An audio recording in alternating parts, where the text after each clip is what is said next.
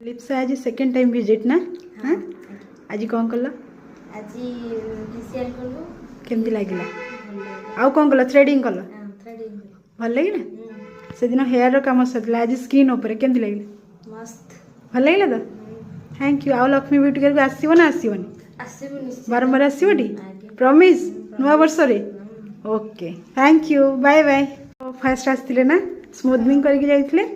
तमे second time आसिला सांग नहीं के आछंती तो आज one type of facial clean up तो मु करिनी कि तमे क्लीन अप चाहुदिला कारण माने टिके बजेट शॉर्ट सेति भाई कहतला किंतु मु मोर फेशियल कली ता सहित गोटे ब्लीच भी देली केमती लागिला रिजल्ट भल लागिला बहुत आउ प्रोसीजर केमती कोन लागिला एठी तो बहुत जगह तमे करिचो जेन्युइन रिव्यूज दबो सब जगह करिया पर एटा बेटर लागिला भल लागिला तो सत्ता सत्ता सैटिस्फाइड सैटिस्फाई आ बारंबार आसो लक्ष्मी ब्यूटी केयर को thank you bye bye. Ready दा आईब्रो फर्स्ट टाइम कले केम लागिला भल लागे एक्सपीरियंस मन थिला ता नेक्स्ट टाइम आसीबे पक्का वीडियो प्रूफ रहिला